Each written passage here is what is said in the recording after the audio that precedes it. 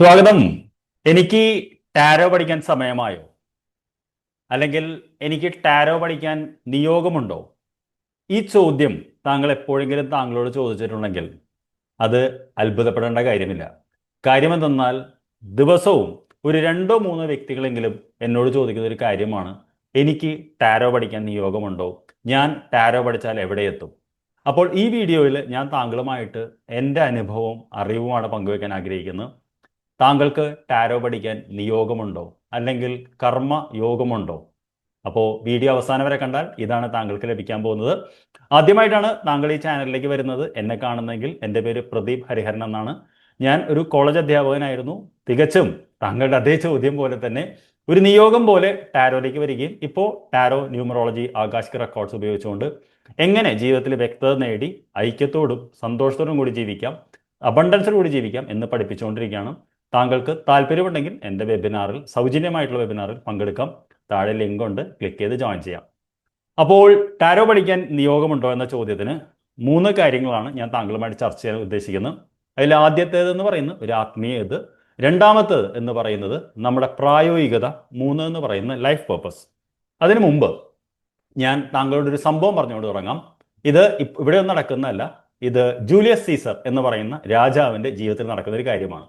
അദ്ദേഹം യുദ്ധം വിജയിച്ച് തിരിച്ച് നാട്ടിലേക്ക് വരികയാണ്. അപ്പോൾ ആളുകൾ അദ്ദേഹത്തെ സ്വീകരിക്കുന്നു.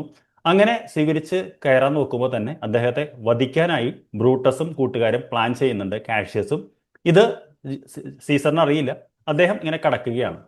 അപ്പോൾ അവിടെ നിന്ന് ഒരാൾ വിളിച്ചു പറയുന്നുണ്ട്, Caesar beware of the ides of March.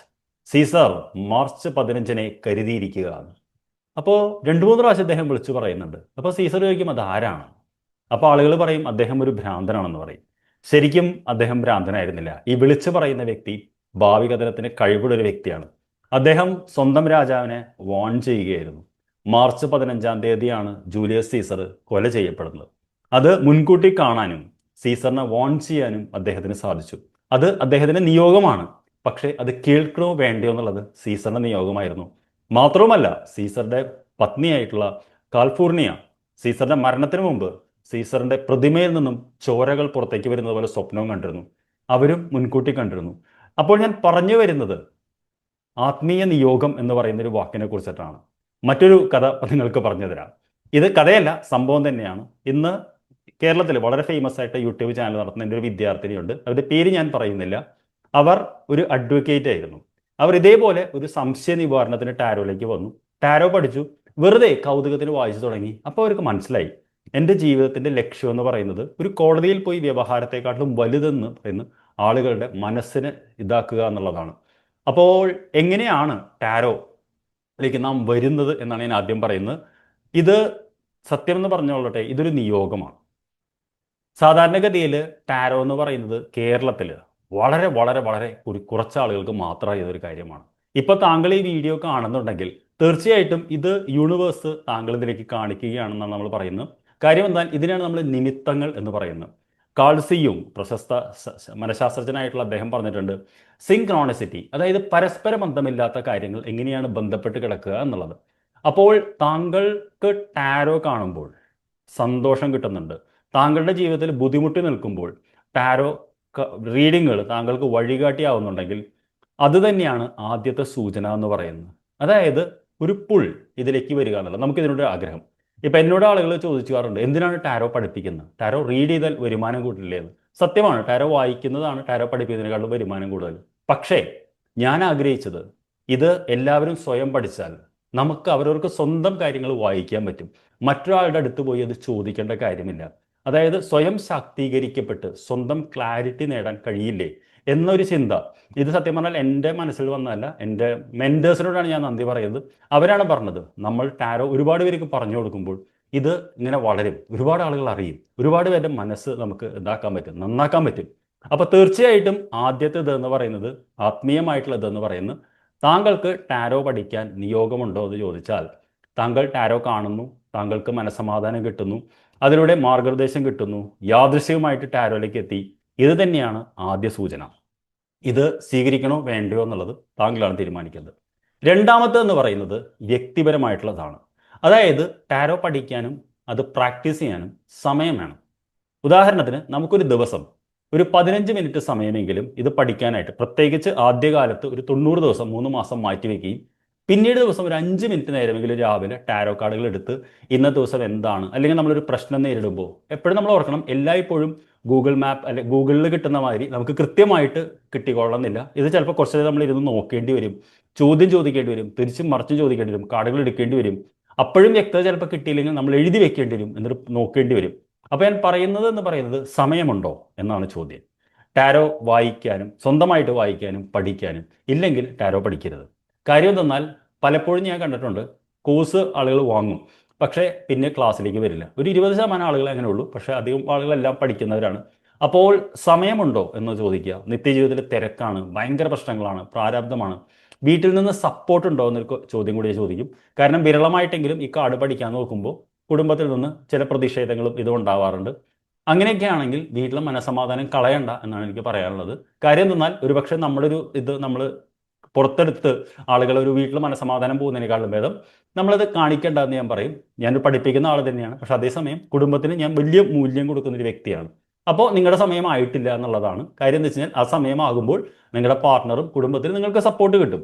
അപ്പോൾ കിട്ടിയിട്ടില്ലെങ്കിൽ അതിനർത്ഥം സമയമായിട്ടില്ല എന്നുള്ളതാണ്. മൂന്നാമത്തെ ഒരു കാര്യം നമ്മൾ എടുക്കേണ്ടത് എന്തിനാണ് ടാരോ പഠിക്കുന്നത് എന്നുള്ളതാണ്. ഇത് വളരെ ഇമ്പോർട്ടൻ്റ് ആയിട്ട് ഞാൻ എൻ്റെ വിദ്യാർത്ഥികളോടും ചോദിക്കാറുണ്ട്. എൻ്റെ മെൻറ്റർ എന്നോട് പറഞ്ഞിട്ടുണ്ട്, ടാരോ നാം പഠിക്കുന്നത് നമുക്ക് വേണ്ടിയിട്ടല്ല, ടാരോ നാം പഠിക്കുന്നത് മറ്റുള്ളവർക്ക് വേണ്ടിയിട്ടാണ്. അതായത് മറ്റുള്ളവരുടെ പ്രശ്നം, ഉദാഹരണത്തിന് നമുക്കൊരു പനി വരുമ്പോൾ, ഒരു ചുമ വരുമ്പോൾ ഒരു ഡോക്ടറെ നമ്മൾ കാണാൻ പോകുന്നു. അതേപോലെ തന്നെ ഒരാൾക്ക് മാനസികമായിട്ടൊരു ആഘാതം ഏൽക്കുമ്പോൾ അതിൻ്റെ ഗൈഡൻസ് നേടാൻ നമ്മൾ മറ്റൊരാളുടെ അടുത്ത് പോകുന്നു. സമാനമായ രീതിയിൽ നാം എല്ലാം നോക്കുന്ന ഇപ്പം എനിക്കൊരുപാട് ഗുരുക്കന്മാരുണ്ട്, ഒരുപാട് പേരുടെ ഞാൻ പല കാര്യങ്ങളും ചോദിക്കാറുണ്ട്. അപ്പോൾ അവരെനിക്ക് വഴികാട്ടിയാവുന്നു, അവർക്കും ഗുരുക്കന്മാരുണ്ട്. അപ്പോൾ നാം പറഞ്ഞു വരുന്നത് എന്തെന്നാൽ, താങ്കൾ ടാരോ പഠിക്കുന്നത് ഒരു സേവനത്തിന് വേണ്ടിയിട്ടാണ്, ഒരു സാമൂഹിക സേവനം എന്ന് ഉദ്ദേശിക്കുന്നത് സൗജന്യമായിട്ടല്ല. ഒരിക്കലും ടാരോ കാർഡ് റീഡിങ് ഫ്രീ ആയിട്ട് ചെയ്യണമെന്ന് ഞാൻ പറയില്ല. എനർജി എക്സ്ചേഞ്ച് ആണ്. നമ്മളൊരാൾക്കൊരു മാർഗ്ഗനിർദ്ദേശം നൽകുമ്പോൾ അവർ തിരിച്ചൊരു എനർജി, അത് ധനമായിട്ടുള്ള എനർജി വാങ്ങണം എന്ന് ഞാൻ പറയുള്ളൂ. അപ്പോൾ തീർച്ചയായിട്ടും മൂന്നാമത്തെ ഒരു ചോദ്യം ചോദിക്കേണ്ടത്, എൻ്റെ ജീവിതത്തിലെ അനുഭവങ്ങൾ ഉപയോഗിച്ചുകൊണ്ട് ഞാൻ നേരിട്ട വേദനകൾ മറ്റൊരാൾ നേരിടാൻ ഞാൻ അനുവദിക്കില്ല എന്നൊരു തീരുമാനമെടുക്കുന്നിടത്താണ് താങ്കൾക്ക് ജീവിതത്തിൻ്റെ അർത്ഥം കിട്ടുന്നത്. എല്ലാവരുടെ ജീവിതവും ഒരു പുസ്തകമാണ്. താങ്കളും ഒരുപാട് വേദനകൾ അനുഭവിച്ച് ഒരുപാട് കാര്യങ്ങൾ അനുഭവത്തിലൂടെ മനസ്സിലാക്കിയിട്ടുണ്ട്. നമ്മുടെ കുട്ടികൾ തീനാളത്തിനടുത്തേക്ക് പോകുമ്പോൾ അവരെ പിടിച്ച് മാറ്റും. ചിലപ്പോൾ കുട്ടി കരയും, പക്ഷെ നമുക്കറിയാം ആ തീനാളത്തിൽ കൈവച്ചാൽ ആ കൈ പൊള്ളുമെന്നുള്ളത്. എന്തുകൊണ്ടാണ്? നമ്മുടെ കൈ പൊള്ളിയിട്ടുണ്ട്. അങ്ങനെ ഒരുപാട് കാര്യങ്ങൾ നമുക്ക് അറിയുന്നത് വെച്ച് നാം പ്രൊട്ടക്റ്റ് ചെയ്യാറുണ്ട്.